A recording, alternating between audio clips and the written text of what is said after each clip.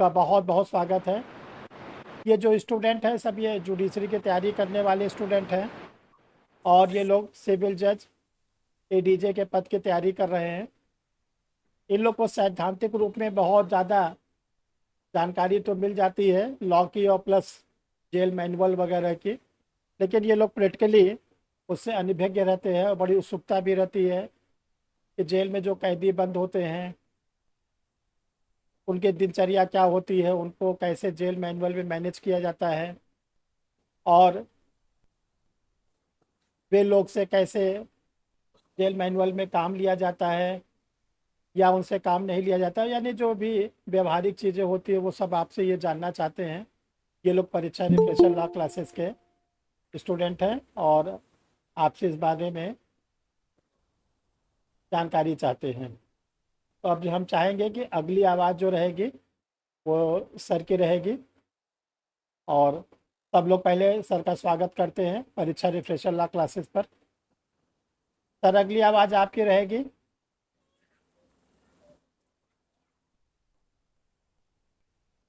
आवाज़ नहीं आ रही सर, माइक को थोड़ा ओपन करा ले, माइक को ओपन करा ले।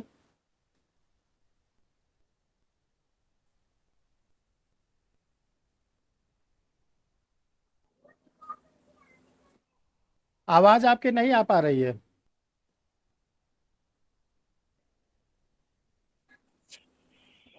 अब आवाज आ पा रही? हाँ आ रही है सर, आ रही है, आवाज़ आ रही है आपकी।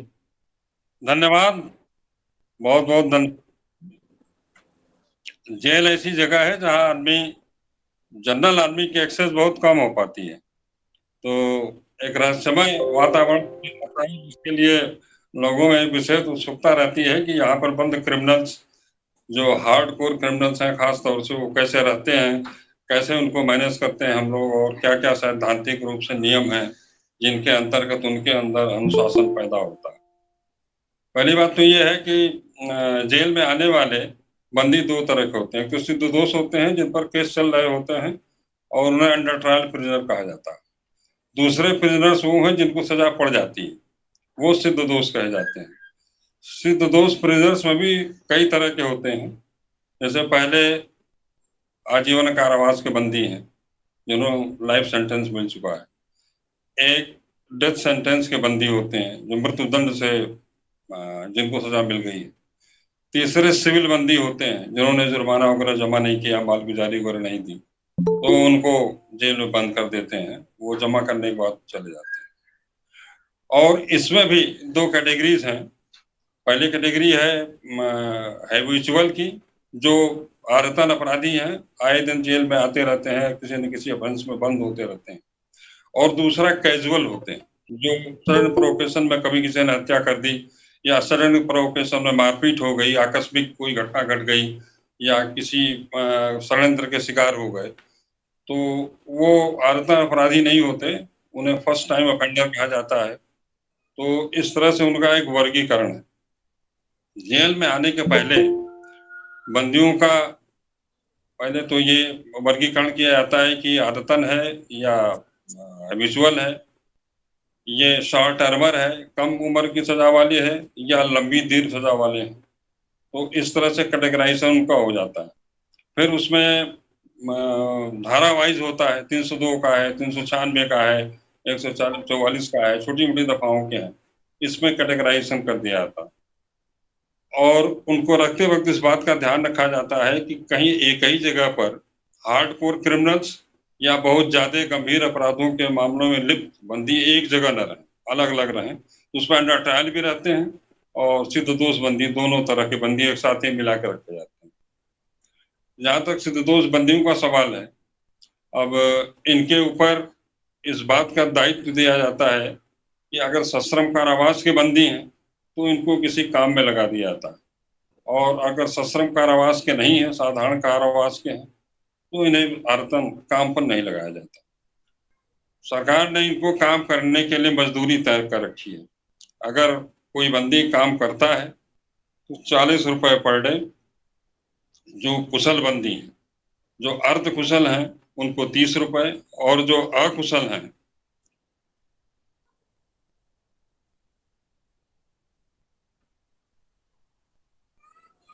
क्या आ नहीं रही क्या? नहीं आ रही सर, आवाज़ आ रही है आपकी, आ रही है। जो अर्ध कुशल बंदी हैं उनको 30 रुपए, और जो अकुशल हैं उनको 25 रुपए का वेजेस दिया जाता है। तो इस तरह से उनके खाते में ये पैसा जमा होता रहता है, और जब वो छूटते हैं तो वो उन्हें पैसा दे दिया जाता है, या बीच में भी अपने घर मनी ऑर्डर भेजना चाहें तो भेज सकते हैं। बंदियों को जो सश्रम कारावास के हैं और जिनको श्रम सहित ऑर्डर किया गया है, तो उनको ज्यादातर पाठशाला में लगाया जाता है और खेती के कामों में लगाया जाता है। और जेलों में आजकल उद्योग धंधे चल रहे हैं, तो ओडीओपी के अंतर्गत या कौशल विकास केंद्र भी खुल गए हैं। तो उनको तरह तरह के जो कौशल हैं उद्योग के, उनको सिखाया जाता है, और उसके लिए उनको लगा करके उनको विजिट भी दिया जाता है, और एक तरह से उनको कौशल भी मिल जाता है। सभी जेलों में लगभग कुछ न कुछ उद्योग धंधे चलते रहते हैं। जैसे मैं डीआईजी बरेली रेंज था, तो वहाँ लैम्को कंपनी है जूता बनाने की, तो उससे टाई अप करके उन्होंने सेंट्रल जेल में हंटर शू और जितने बंदी रक्षकों के, जेल के सिपाहियों के जो जूते होते हैं वो सारे जूते वहीं सप्लाई होते हैं, 4,000, 10,000, 15,000, जितनी भी डिमांड होगी। उसके अतिरिक्त वो फिनाइल बनाते हैं जो पूरे जेलों में सप्लाई होती है, और नहाने का और कपड़ा धोने का साबुन बनाते हैं। उसके लिए उन्हें वेतन मिलती है, और काफी मशीनें लगी हुई हैं, उनके प्रशिक्षक भी लगे हुए हैं। और जावेद हबीब जो सैलून के बहुत बड़े ब्रांड हैं, वो एक बार डिस्ट्रिक्ट जेल और सेंट्रल जेल दोनों जगह आ करके उन्होंने बंदियों को बाल काटने की कला में एक प्रदर्शन किया उन्होंने, और लोगों को सिखाया। तो हेयर कटिंग का भी वहाँ काम होता है, तो बंदियों के जितने भी बाल काटने का काम है वो सब उसी जगह हो जाता है, बाहर से जरूरत नहीं पड़ती। और वो बाहर निकलेंगे तो अपना सैलून भी खोल सकते हैं या कोई काम भी कर सकते हैं। इस तरह से उद्योग धंधे सिखा करके उनका सारा जो श्रम है, जो टैलेंट है, या जो निगेटिव एटीट्यूड है, उसको कन्वर्ट करके उन्होंने इस तरह से उद्योग धंधों में लगा कर एक पॉजिटिव एटीट्यूड बना दिया है, और बाहर छूटने के बाद जेल से कम वो उद्योग धंधों में लगे या सेल्फ सफिशिएंसी हासिल कर सकें। तो इस तरह से एक तो उनका सारा समय सवेरे 11 से लेकर के 5 बजे तक सारा समय उद्योग धंधों में बीत जाता है, और वो फिर 5 बजे खाना पीना खा करके बंद हो जाते हैं। इसके अतिरिक्त एग्रीकल्चर का काम है। एग्रीकल्चर में भी तमाम एकड़ खेत हैं जेलों पर, वो खेती करते हैं। जेलों में बंदियों के लिए, जैसे नैनी जेल में 3-4 हजार बंदी हैं, इनको दोनों समय की सब्जियां बाहर से नहीं खरीदनी पड़ती, बल्कि ये स्वयं उगाते हैं, और कई ट्रक सब्जियां दूसरे जेलों को सप्लाई भी करते हैं। तो एक तरह से ये खेती में लगे रहते हैं, खेती में अन्न उपजाने का भी काम करते हैं, जैसे धान है, गेहूं है, ये सब चीजें, आलू है, तो ये सब चीजें ये पैदा करते रहते हैं। तो आधा श्रम इनका, आधे बंदी ये इसमें लगे रहते हैं उद्योग धंधों में, आधे कृषि कार्यों में लगे रहते हैं। और बाकी बंदी जो कुशल टाइप के हैं उनको पाकशाला में लगा दिया जाता है, तो वो रोटी बनाने का, खाना पकाने का, खाना वितरण करने का सारा काम वो करते रहते हैं। उनके लिए भी वेजेस मिलती है। अब जैसे सेंट्रल जेल बरेली में, सेंट्रल जेल नैनी में और सेंट्रल जेल आगरा में चपाती मेकर्स की मशीनें लग गई हैं, और आटा मारने की मशीनें लग गई हैं। तो अब पुराने जमाने के जो बंदियों के द्वारा आटा मढ़ा जाता था या उनके द्वारा श्रम किया जाता था, वो काफी खत्म हो गया है, अब मैकेनाइज्ड हो गया है। तो पाकशाला काफी मैकेनाइज्ड हो गई है, और बंदियों को कम श्रम में अच्छे से अच्छे ढंग का खाना और अच्छे से अच्छे ढंग का निर्माण कार्य हो जाता है। इसके अतिरिक्त नैनी सेंट्रल जेल में पशुशाला भी है, तो यहाँ मिल्क बार खुला हुआ है, बाहर के लोगों को भी दूध वितरण किया जाता है मिल्क बार उससे। और अंदर के बंदियों के लिए चाय इत्यादि की जो व्यवस्था होती है, वो सारा का सारा दूध, सारा का सारा मटेरियल जेल के जो पशु हैं उन्हीं के द्वारा, उन्हीं के दूध से हो जाता है। तो आधे आदमी, आधे बंदी जो है पशुपालन में लगे हुए हैं। तो पशुपालन है, कृषि है, उद्योग धंधे हैं, और पाठशाला है। इन सब चारों जगहों में इन बंदियों को वितरित कर दिया जाता है, तो चाहे वो 302 का हो, 396 का हो, या कोई भी हो, वो जो कि सुबह से शाम तक उस कार्य में लगा हुआ है, तो उसकी धीरे धीरे धीरे जो आदतें हैं, या धीरे धीरे जो उसका नेगेटिव थिंकिंग है, वो समाप्त हो जाती है। ये उनकी दिनचर्या है। और उनके हेल्थ का, डॉक्टर जेल में रहते ही तो हेल्थ का परीक्षण होता रहता है, इसलिए हेल्थ की कोई असुविधा नहीं है। कभी कोई खास दौर से अगर बीमारी हुई तो मेडिकल कॉलेज चले जाते हैं, या एक्सपर्ट की ओपिनियन जेल के अंदर ही मिल जाती है। तो हेल्थ वाइज भी उनका कोई दिक्कत नहीं है। बंदियों के खेल कूद की भी व्यवस्था है जेल के अंदर, बास्केटबॉल है, क्रिकेट का अच्छा फील्ड है, और कोई अगर खेल कूद करना चाहे तो वो अपना खेल कूद कर सकते हैं। शतरंज है, इंडोर गेम्स भी हैं, बैडमिंटन भी है, तो इसकी भी उन्हें छूट है। जेलों में कैंटीन की व्यवस्था हो गई है, बंदियों को कूपन हासिल है। जो बंदी अपने श्रम से पैसे कमा लेते हैं वो एक कूपन कटवा लेते हैं, 20 रुपए का, 40 रुपए का, 50 रुपए का। फिर वो चाहे कैंटीन से रोज चाय लें, जलेबी लें, समोसा लें, या कुछ भी खाने पीने की कोई भी सामान ले सकते हैं, तो इसकी उनको छूट है। तो एक तरह से उनकी एक मोनोटनी भी खत्म हो गई कि जेल का ही वही खाना, नीरस या वही बंधा हुआ शेड्यूल का खाना खाएं या उसी में रहें। तो ऐसी चीजें अब खत्म हो गई। तो एक तरह से जीवन में सरसता भी है उनके। और अब एक आईजी साहब ने जेल के एक अभियान चलाया हुआ है कि जो बंदी कविता लिख सकता है, चित्रकारी कर सकता है, कोई संगीत के बारे में अगर जानकार है, बाहर कोई ऑर्केस्ट्रा में था, पकड़ के अंदर आ गया है, संगीत का कोई अच्छा जानकार है, तो उन कौशल को विकसित करे और उस मैगजीन में मैं अपराधी क्यों बना, मुझे अपराध करने की क्या जरूरत हुई, या आने पर अब अपराध से कैसे मुक्ति हो सकती है, तो इन सब चीजों पर अपना अनुभव लिखे और उसको संकलित करके हर महीने वो जेल मैगजीन में प्रकाशित होती है। ये भी अच्छी पहल है, एक इससे रचनात्मकता को बल मिलता है। इसके अतिरिक्त इन्होंने अब जेलों में पीसीओ भी खोल रखा है, तो मोबाइल सेल से, फोन से वो अपने घर बात कर सकते हैं बंदी। सप्ताह में 2 बार वो अपने घर 5 मिनट के लिए बात कर सकते हैं। तो पहले ये था कि कैसे घर पर संवाद दिया जाए, या परिजनों को कोई जरूरत हो या अपने वकील साहब को कुछ कहना हो तो वो कैसे करें। इसकी सुविधा के लिए उन्होंने अब ये कर दिया है कि पीसीओ की व्यवस्था हो गई है, आप अपने घर संवेदन कम्युनिकेशन कर सकते हैं। इसके अतिरिक्त जेल के बंदियों के जीवन में सरसता लाने का भी प्रयास किया जाता है।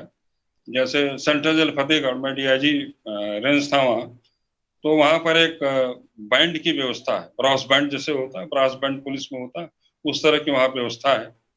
तो वो बैंड में अच्छे तरह से सिद्धहस्त हो चुके हैं, और बाहर अगर कभी निकलेंगे तो वो अपना एक दल स्थापित कर सकते हैं, उससे अपना रोजगार कर सकते हैं। मॉडल जेल में, जो लखनऊ में है एक मॉडल जेल, उसमें बैंड है, पाइप बैंड है, जो शादी विवाह में बाहर भी जाता है, और उसका किराया जमा कर दिए तो रात में बंदी खुले रहते हैं, वो उतने बंदी बैंड वाले, और वो बाहर जाकर शादी समारोह में भाग लेते हैं। बहुत अच्छा और बड़ा उत्कृष्ट कोट का बैंड है वो।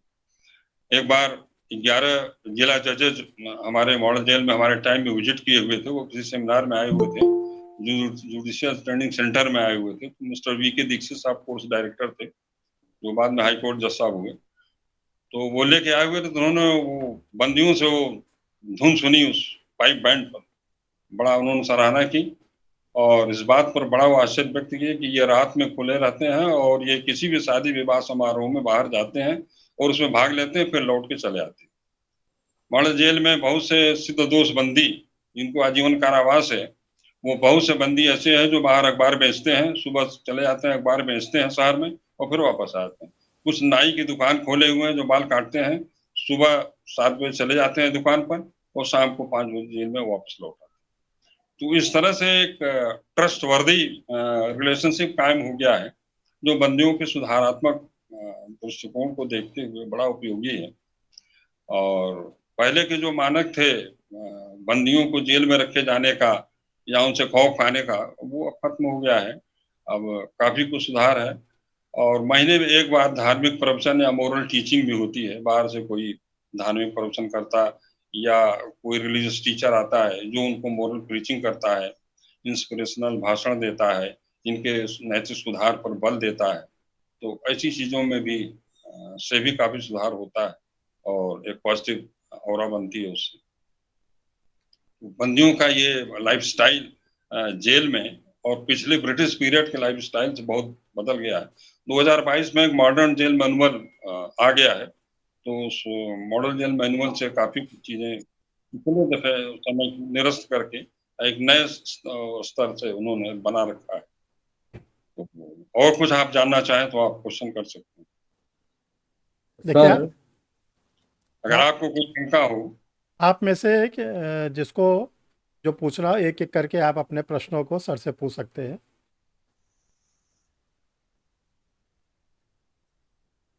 हाँ चंदन पूछना चाहते हैं, बोलिए।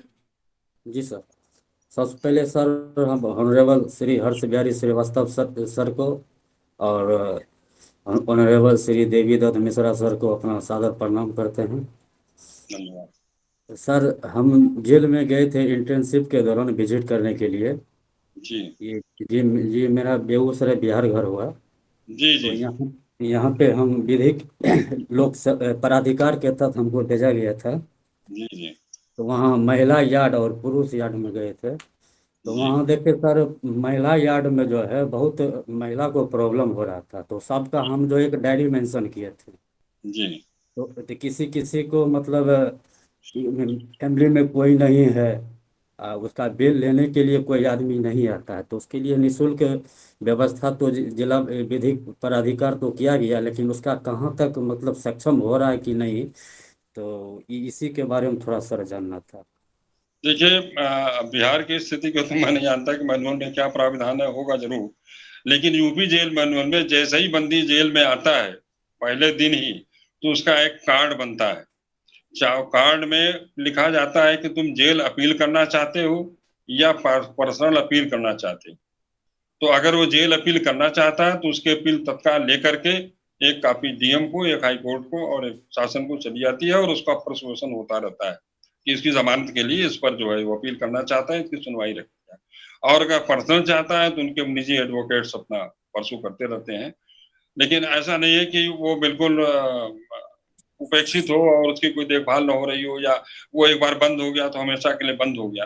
दूसरी, हमारे जेलों में व्यवस्था है कि अगर सिद्ध दोष है, 1/3 सेंटेंस अंडरगान होने पर उसका फार्म नहीं निकलता। अगर शॉर्ट टर्मर है, 10 साल की सजा है, 8 साल की सजा है, 12 साल की सजा है, तो उसका फार्मे निकाला जाता है। उसमें उसका अभिभावक दस्तखत करते हैं कि इसको फार्मे पर मुक्ति देने की कृपा करें।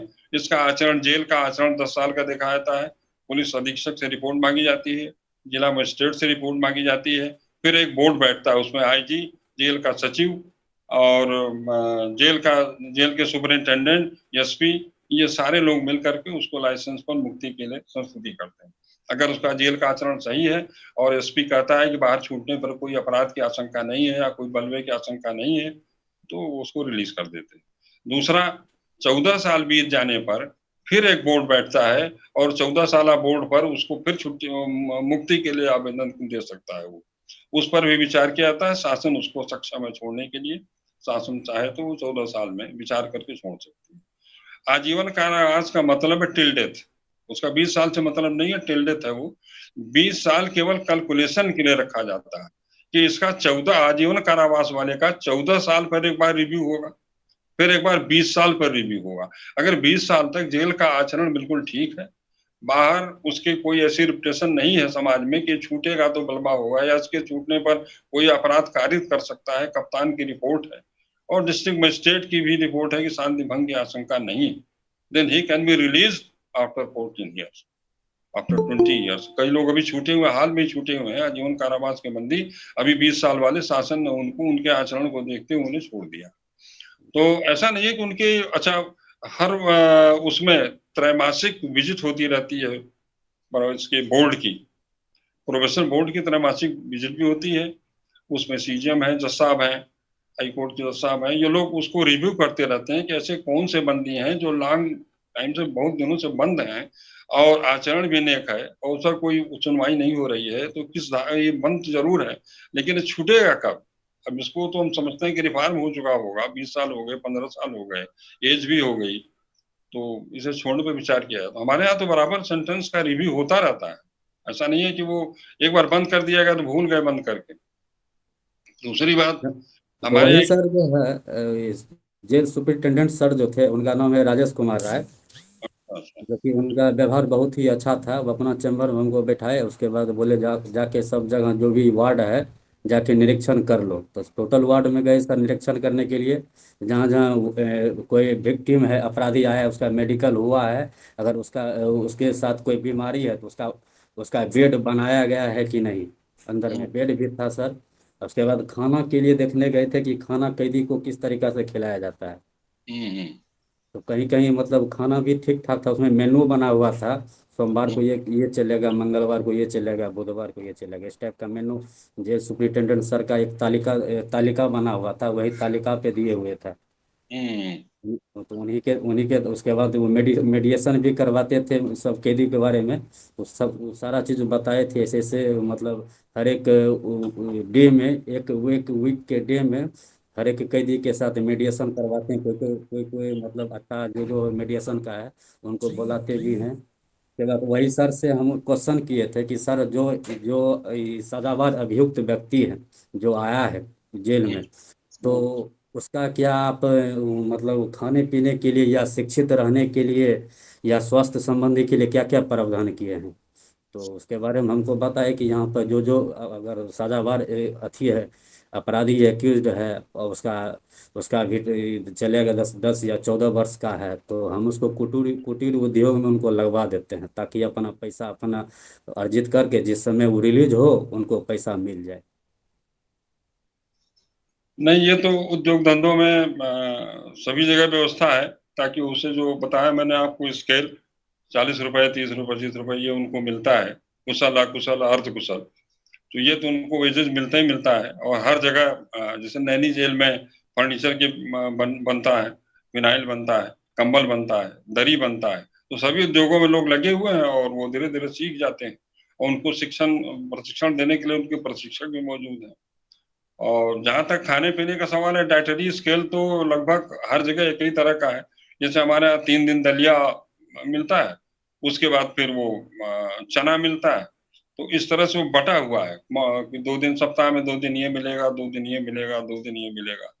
सप्ताह महीने में पहले उसको संडे को, और तीसरे संडे को, और चौथे संडे को पूड़ी और हलवे का प्रावधान है। पूड़ी और हलवा दिया जाता है बंदियों को, एक समय खाना भी दिया जाता है। सर एक तो लास्ट क्वेश्चन था आपसे, अगर कोई पुलिस अधिकारी अगर लॉ एंड ऑर्डर को अगर तोड़ रहा है तो उसका क्या प्रावधान किया गया है? नहीं, देखिए, लॉ एंड ऑर्डर का तो जेल ऑफेंसेस और जेल पनिशमेंट दोनों का एक चैप्टर है। एक तो जेल ऑफेंसेस में यह है कि भाई किसी से मारपीट कर ली उसने, किसी उच्च अधिकारी के आदेश को नहीं माना, अपना स्थान छोड़ करके लॉटरिंग कर रहा है, घूम टहल रहा है इधर उधर, या रात में पलायन की योजना बना रहा है, तो ऐसे लोगों, ऐसी चीजों के लिए उसे कन्फाइनमेंट है। तो उसको अलग एक कमरे तन्हाई में एक तरह से बंद कर दिया जाता है, उसकी मुलाकात बंद कर दी जाती है, उससे उसके खाने में कटौती कर दी जाती है कि भाई उसकी डाइटरी पेनल डाइट करो, उसकी उसको खाने में कम करो। तो इस तरह से 3 4 उसके ऑफेंस हैं, फिर समझा बुझा कर भी कम किया जाता है। फिर उसके अगर आपसी कोई बंदियों से समझाइए, ऐसे कोई ऑफेंसिव होता नहीं है जेल में लगातार ऐसे मारपीट करे। हो सकता है कोई राइवलरी हो किसी से, या राइवल ग्रुप बंद हो गया हो उसका अपोजिट पार्टी का, तो उससे कभी कोई इस तरह की बात हो गई हो। लेकिन अधिकांश ऐसा होता नहीं है, कम ही होता है। Okay sir, thank good evening sir. और कोई जिज्ञासा हो तो बताएं। हाँ शिव, पूछिए आप क्या पूछना चाहते हैं। Good evening sir. सर मैं शिव कुमार, पटियाला हाउस कोर्ट, नई दिल्ली से। जी जी। सर सर्वप्रथम मैं परीक्षा रिफ्रेशर का सर आभार व्यक्त करता हूं कि आपसे इंट्रोडक्शन का मौका दिया सर। उसके बाद सर मेरी इच्छा ये जागरूकता ये है आपसे पूछने की, जैसा कि आप बहुत ही करीब से प्रिजनर्स को देख रहे हैं, तो सर आपको क्या ऐसी चीजें लगती हैं कि ऐसे सुधार होने की आवश्यकता है कि जो न्यायपालिका में हो सकते हैं, जो प्रिजन्स के भविष्य के लिए सुधारने के लिए जो वो एक्सपेक्ट करते हैं वो बदलाव लाए जा सकते हैं? देखिए, आदमी के चरित्र का जो फैब्रिक है वो कई चीजों से मिल के बना हुआ है। बाहर भी जो लोग हैं, वो जो कार्यालयों में काम करते हैं, जो पढ़ाते हैं या जो कुछ भी करते हैं, हम करें स्टूडेंट ही है, अगर वो मादक द्रव्य का आदी हो गया या किसी और चीज का आदी हो गया, तो उस चीजों को छुड़ाने में थोड़ा समय लगता है, और उसकी आदत में सुधार करने में भी समय लगता है। हो सकता है 100% सुधार न हो पाए, लेकिन आदतों में कम से कम 70 80% सुधार तो संभव हो जाता है। तो जो क्रिमिनल्स फर्स्ट ऑफेंडर हैं, या जो बहुत हार्डकोर नहीं, उन बंदियों में तो सुधार हो जाता है बाद में। और फिर एज को देखते हुए, जैसे अभी आया तो 25 साल का था, सडन प्रोवोकेशन में कोई ऑफेंस कर दिया, और फिर वो छूट, अब उसकी अवस्था 65-70 हो गई है, मेच्योरिटी लेवल बढ़ गया है और दुनिया को देखते देखते उसने समझदारी भी हासिल कर ली है कि ये काम ठीक नहीं है। तो उसके परिणामों को देखते हुए धीरे धीरे सुधार तो अपने आप समय से हो ही जाता है। 25 साल के युवक में और जो 50 साल के बाद जब उसको आप देखेंगे, बहुत ही ज्यादा परिवर्तन वैसे ही भी हो जाता है। तो इसलिए सुधार तो हो जाएगा, वो आप ना करें तो भी प्रकृति से सुधार हो जाएगा। और जेलों में इस तरह से कोई चांसेस भी नहीं रहते जहाँ वो अपने अपराधों को फिर से की पुनरावृत्ति कर सके। वो रिस्ट्रिक्टेड स्थान है, रिस्ट्रिक्टेड उसके कार्यक्रम है, इसलिए वहाँ ज्यादातर सुधरने की संभावना रहती है। लेकिन जो हार्डकोर हैं, जो पेशेवर अपराधी हैं, उनका इसलिए नहीं रहता कि अगर वो उस पेशेवर अपराध को छोड़ के सुधर जाएंगे, तो वो जिंदा नहीं रह पाएंगे। जैसे कोई हार्डकोर क्रिमिनल है, उसने कई हत्याएं की हैं समाज में, अगर वो सुधर जाए और बाहर जा करके एक सुधरे हुए व्यक्ति के रूप में खड़ा हो, तो अपोजिट पार्टी उसको खत्म कर दे, क्योंकि वो तो बदले की भावना उसके अंदर तो है ही है। इन्होंने अपना सुधार तो कर लिया है, लेकिन अपोजिट पार्टी ने सुधार नहीं किया हुआ है। जिसके पक्ष की हत्या इन्होंने की है वो नहीं सुधरा हुआ, वो तो उसके बदले की भावना आई है, इन्होंने सुधार कर लिया है। तो इसलिए वो ज्यादातर जो हार्डकोर क्रिमिनल्स हैं उनसे हमारा इंटरेक्शन हुआ, तो उन्होंने कहा कि मैं सुधर के बहुत कम दिन तक जी पाऊंगा, तो अपने डिफेंस के लिए हमें इस तरह करना पड़ेगा, अपना वो स्टेटस हो या पूर्व रूप या वो टेरर कायम में रखना पड़ेगा, ताकि काउंटर अटैक न हो। तो उसमें तो नहीं संभव। जो लॉन्ग लाइफ इनिमिटी बन गई है काफी हार्ड, वो तो नहीं, क्योंकि अपोजिट पार्टी नहीं सुधरेगी। इनके सुधरने से क्या हुआ? मान लीजिए किसी ने किसी के फादर का मर्डर कर दिया हो और ये सुधर गए, तो वो थोड़े सुधरेगा, वो तो अपने उस बदले की भावना से उन पर अटैक करेगा ही करेगा। तो इसलिए वो लाइफ में तो वो तो नहीं संभव पाता। हाँ, जिनका इस तरह का कोई ऑफेंस नहीं है, ऐसे साधारण ऑफेंसेस में है, साधारण अपराधों में, वो तो सुधर जाएंगे, सुधरते भी हैं। वो अपना काम व्यवसाय में लगे, तमाम सुधरे हुए बंदी मिलते भी हैं, आते भी हैं जेलों पर अपने जो फेलो प्रिजनर्स हैं उनसे मिलने के लिए, तो उनसे इंटरेक्शन भी करते हैं। और ऐसा नहीं है कि नहीं सुधरे, सुधर भी जाते हैं, समाज में स्थापित हो जाते हैं। अब ये है कि उस जेल से छूटने पर सुधर गए हैं, तो समाज उन्हें एक्सेप्टेंस उनकी कर ले, माने घर वाले एक्सेप्टेंस करें, और ये ब्लॉट न लगे करे साहब जेल से छूटा हुआ आदमी, अरे ये तो बदमाश आदमी है, तो कैदी है, ये तो बहुत बेकार आदमी। इस तरह की जो ब्लॉट टाइप का लग जाता है, वो चीजें खत्म हो जाएगा और समाज की मुख्य धारा में समायोजित कर दिया जाए, तो फिर वो काम कर सकता है। उसको कोई एक तो जॉब नहीं देगा, छूटने के बाद तो कोई जॉब नहीं पाएगा। दूसरी बात, कहीं समायोजन में बड़ा दिक्कत हो जाती है, जो उसकी आजीविका को चलाता है, आजीविका का कोई साधन नहीं मिलेगा। अगर आप कहें कि इनको आप कंपनी में रख लीजिए या आपने किसी काम में रख लीजिए किसी जगह, तो आदमी कहेगा करे तो जेल से छूटा हुआ बंदी है, ये ठीक नहीं है, इसका आचरण ठीक नहीं, इसका इसका कोई विश्वास नहीं है। इसलिए इंटीग्रिटी उसकी जो इतनी डाउटफुल हो जाती है कि फिर वो समाज की मुख्य धारा में न जुड़ पाएगा, न समायोजन हो पाएगा। वो तो समाज की जिम्मेदारी है, हमारी जिम्मेदारी है, और वो संभव नहीं हो पाता। हर जगह डाउट रहेगा। समाज में बढ़ते हुए अपराधों को देखते हुए लोग कहेंगे कि एक अपराधी को आपने कहाँ रख लिया हो, तो वैसे ही अपराध हो रहे हैं समाज में, इसलिए वो नहीं हो पाता। अब आप इस बारे में जो ख्याल रखते हो कि कैसे हो सकता है, सोचना आपका काम है कि कैसे क्या मुख्य धारा में उसे समायोजित कर पाएंगे, या ऐसे व्यक्ति को एक्सेप्ट कर लेंगे, उनका परिवार ही एक्सेप्ट नहीं करता।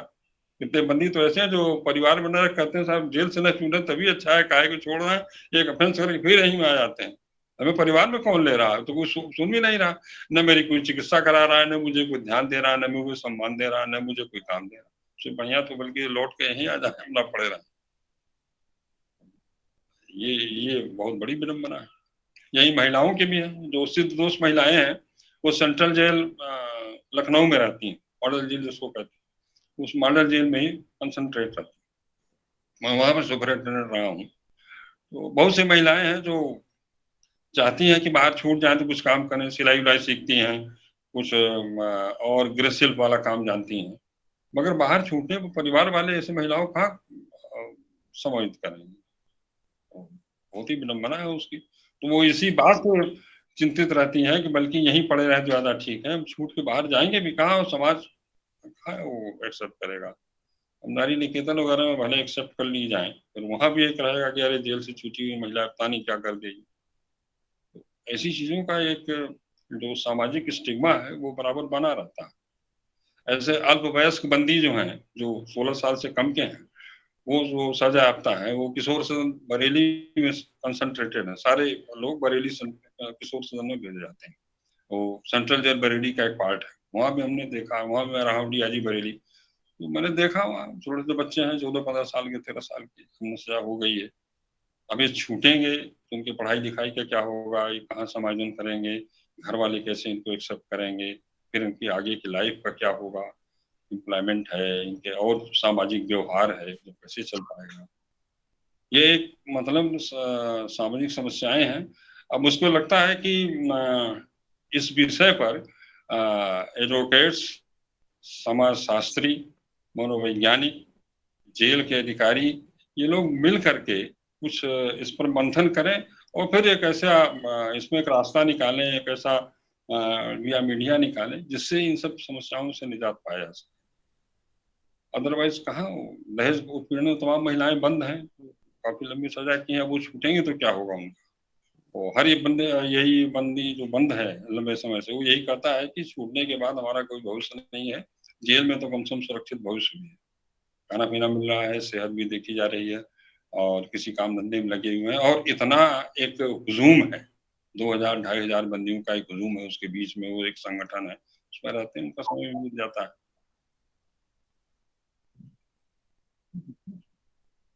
कैसे उसमें समय कैसे, तो ये आप लायर्स का काम है कि इसको जरा इस दृष्टि से भी सोचिए, काम हो सकते हैं, हो सकते हैं।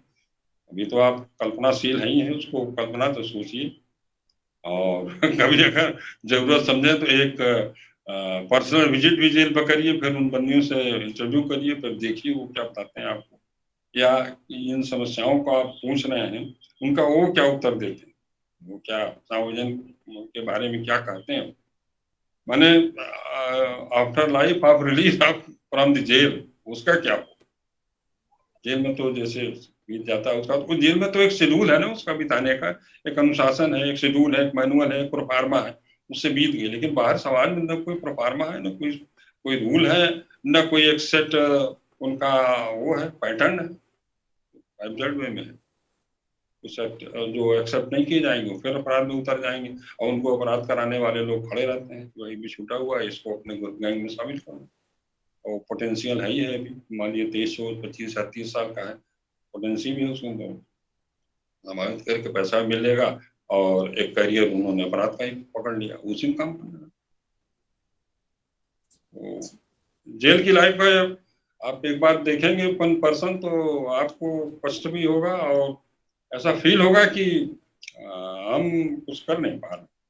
केवल न्यायपालिका तो सजा दे करके उनको अंदर बाड़े में से पशुओं को बंद कर दिया जाता है, बंद करके खाना पीना दे के बंद किए हुए, अपना उत्तरदायित्व खत्म किए हुए कि बदमाश आदमी बंद है, कम से कम हम सुरक्षित है, तो उन्हें बंद करके सुरक्षित महसूस करना, बेहतर नहीं कर रहे हैं, और क्या कर, उनके भले के लिए ऐसा कोई कार्यक्रम नहीं है जो उनके अपने पर्सनल उसके लिए हो। अब ये तो सोचना आपका काम है कि लॉफुल ढंग से उसको कैसे किया जा सकता है। और ये सही है कि उनकी जेल अपीलें हैं, तमाम लंबित पड़ी हैं, बरसों से हम देखते हैं जेल अपील और पर्सनल अपील पड़ी हुई, जुडिशरी में कोई ध्यान भी नहीं देता, न नंबर पर आता है, न कोई सुनता है, न कोई जानता है, ऐसी चीजें भी पड़ी हुई, क्या किया जाए। इसके लिए ना है, केसेस इतने ज्यादा हैं कि सुनवाई भी नहीं हो पाती। मानवाधिकार भी काम कर रहा है, लेकिन मानवाधिकार क्या करेगा, मानवाधिकार यही करता है कि भाई इनकी जाति नहीं की जाए तो जेलों में, अब जाति का सवाल नहीं है, न कोई जाति होती है। अब तो जो पहले के जमाने थे, बहुत खड़ी लगाई नहीं जाती, तनाई दी नहीं जाती, मारा पीटा जाता नहीं है, तो वो सब चीजें समाप्त हो गई हैं। तो मानवीय ढंग से ही अब एक नारा भी है कि no person become a non person because he is inside the jail. एक पर्सन नॉन पर्सन नहीं हो जाता इसलिए कि वो जेल के अंदर, वो पर्सन तो रहेगा ही, तो जो पर्सन के प्रति जो व्यवहार है वो तो उसी, उनका भी सम्मान है, इसमें दिक्कत नहीं है। मैं डायरेक्टर जेल ट्रेनिंग इंस्टीट्यूट रहा हूँ लखनऊ में, तो उसमें 7 सुपरिंटेंडेंट बिहार के मेरे अंडर में थे, ट्रेनिंग में थे लोग। अब वो कहाँ पोस्टेड है पता नहीं है, तो 5-7 सुपरिंटेंडेंट उन्होंने जेल मैनुअल ही उत्तर प्रदेश का पढ़ रहे थे, उनका बिहार का जेल मैनुअल ही पढ़ाया जाता था, यूपी जेल मैनुअल, लगभग एक ही सा है, ज्यादा अंतर नहीं। ठीक ही चल रहा है। और कोई जिज्ञासा और बताइए। देखिए जल्दी जल्दी आप लोग पूछ लीजिए, ये सब अवसर बहुत कम मिलते हैं, इतने सीनियर पर्सन से आप लोग को बात करने का मौका मिलता है, तो फटाफट आप लोग अपने जो क्वेश्चन हो, टाइम हाँ, जो बिल्कुल नहीं भी लगे। शंका हो, जो शंका हो, जो मन में एक धारणा बनी हो कि कैसा होता है या क्या होता है। इससे पहले होता था कि पैरों से आटा मढ़ा जाता था, अब वो वित हो गया, वो बहुत पुराना। नमस्कार। नमस्कार सर, मैं मध्य प्रदेश से हूँ और जी जी। मेरी जो जिज्ञासा थी वो तो आपने पहले ही सब आंसर दे दिए, इसलिए कुछ पूछना नहीं है, पर इतनी अच्छी जानकारी दी इसके लिए धन्यवाद सर का भी और आपका भी, जो सर ने इतना अच्छा प्लेटफॉर्म दिया कि हम आपसे जुड़े और जी जी आपने जी। इतनी अच्छी बातें बताई, इसके लिए धन्यवाद सर। हम इसलिए पूछते हैं कि आपके द्वारा मुझे भी कुछ नई चीजें मालूम हो, करंट में क्या चल रहा है, क्या आप लोग सोच रहे हैं, क्या देख रहे हैं, क्या पढ़ रहे हैं, क्या फील कर रहे हैं। हम तो जो फील कर चुके हैं उसे बता रहे हैं। अब करंट में आप क्या फील करते हैं, या क्या सोचते हैं, या क्या शंकाएं या क्या चीजें आपके मन में आती हैं, तो उससे अवगत रहने पर हम लोग भी सोचते रहते हैं कि भाई ऐसी चीजें पूछी गई या ऐसी चीजें आई, अब इसका कैसे समाधान हो। और कोई क्वेश्चन आप लोग का? नमस्कार सर। नमस्कार। मैं अर्चना सिन्हा दिल्ली से हूँ। जी जी। पीसीआरई में एडवोकेट हूँ। तो सर ये जो jail reform, jail after release जो कैदी जो होते हैं, जो रिलीज जिनका होता है, तो उनके लिए जो आप अभी हम एडवोकेट को या सिविल सोसाइटी को इसके लिए सोचना पड़ेगा कि उनका एडजस्टमेंट सोसाइटी में कैसे हो, तो जी इसके लिए सर गवर्नमेंट को भी तो इनिशिएट करना पड़ेगा। क्योंकि जैसे अगर कोई स्कूल खोल दिया जाए, जो एजुकेटेड हैं वहाँ से निकल के आ रहे हैं, तो वहाँ पे वो एजुकेट कर सकते हैं बच्चों को, या कुछ इस तरह से सोसाइटी में और भी चीज़ें ऑर्गेनाइज की जाए गवर्नमेंट के द्वारा, तो उसमें जो रिलीज करके है जिनको कि समाज मेन स्ट्रीम में नहीं ले रहा है या फैमिली उनको एक्सेप्ट नहीं कर रही है, तो वहाँ पे वो अपने लाइफ को बेहतर कर सके। तो इसके लिए तो ऐसा तमाम कोई इंस्टीट्यूशन एनजीओ हैं, उनकी मदद ले सकते हैं आप। एनजीओ ये काम करते रहते हैं। जैसे यूपी में कई एनजीओ सक्रिय हैं जो जेलों में जाड़े के समय कंबल वितरण कराते हैं। बंदियों को जो उसमें महिला वार्ड में बच्चे हैं उनके लिए क्रैश उपलब्ध कराते हैं। उनको अलग से जो है और खाने पीने और सब चीजें मुहैया कराते रहते हैं, उनके ड्रेस मुहैया कराते हैं।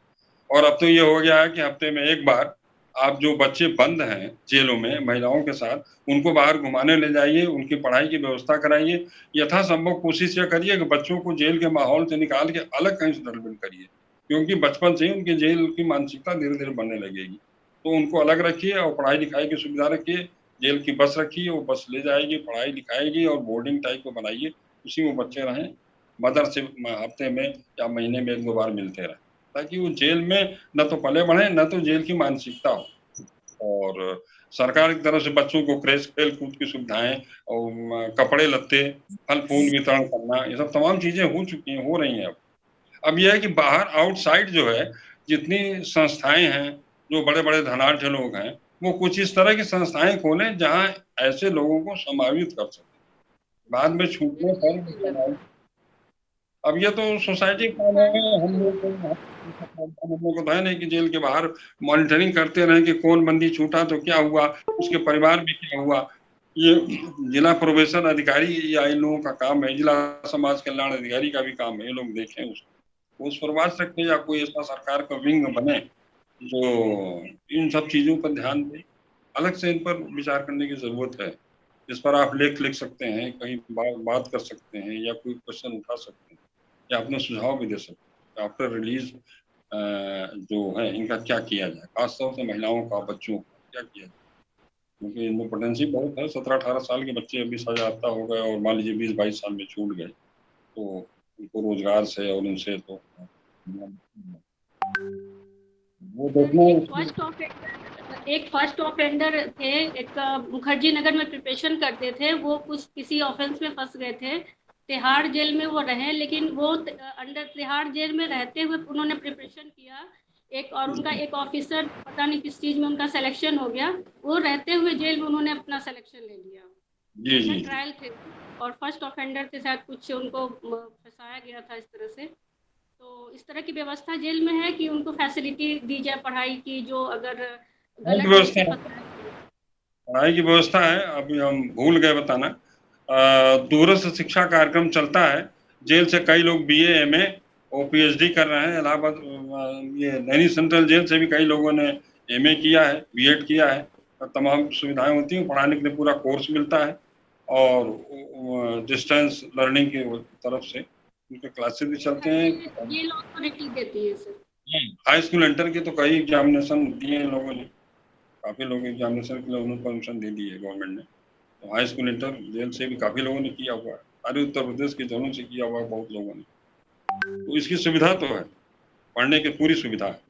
लिटरेसी कार्यक्रम भी चलता है, और वो जुवेनाइल्स के लिए भी चलता है, एडल्ट्स के लिए भी चलता है, प्रौढ़ शिक्षा कार्यक्रम भी चलता है। माने जेल में कोई निरक्षर न रह पाए। जेल में जब अंगूठा छाप आए तो जाते समय वो हस्ताक्षर करके जाए।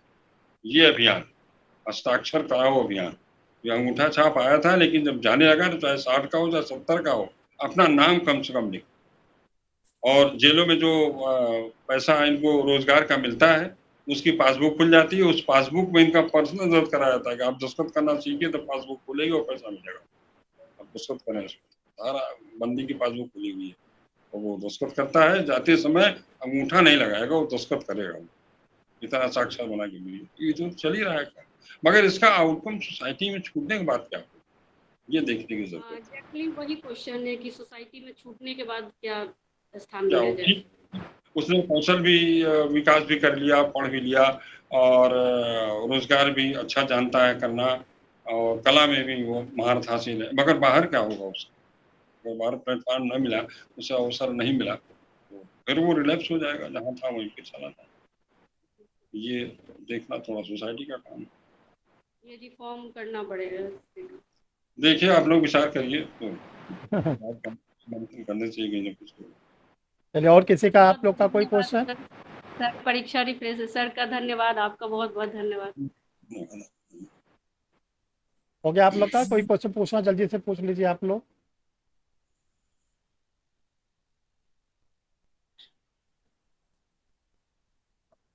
चलिए, आज बहुत अच्छी एक जानकारी हम लोग को मिली, और इस जानकारी से बहुत दूर रहते हैं समाज के लोग, क्योंकि ये एक अलग जेल का सिस्टम दुनिया होता ही है। अलग है ये, दुनिया ही जेल अलग भी। ही है, जहाँ पे हर व्यक्ति जा भी नहीं सकता है। तो हाँ, बहुत अच्छी आप लोग को जानकारी मिली, और सर ने आप इतना बहुमूल्य समय दिया परीक्षा रिफ्रेशर ला नहीं, क्लासेस। लोगों के इंटरेक्शन से काफी लाभ हुआ कि क्या सोचते हैं, क्या जी इनके मन में जिज्ञासाएं हैं, कैसे धारणाएं हैं जेल के बारे में, क्या कंसेप्शन है, वो कंसेप्शन भी काफी साफ हो जाता है उससे। जी जी। तो सर आपका बहुत बहुत धन्यवाद कि आज आपने अपना बहुमूल्य समय दिया, और परीक्षा रिफ्रेशर ला क्लासेस के स्टूडेंट को बहुत ही ज़्यादा लाभ मिलेगा। और ये जो सेमिनार हुआ, ये रिकॉर्डेड है, यूट्यूब पर भी जाता है। इसे और भी जी लोग देखेंगे तो उनको भी ये जानकारी मिलेगी कि जो एक अलग दुनिया है उसकी कैसे सिस्टम होती है, क्या वहाँ पे दिनचर्या होती है, उससे वो लोग भी अवगत होंगे। सर आपका बहुत बहुत धन्यवाद, आपने अपना समय दिया। धन्यवाद सर।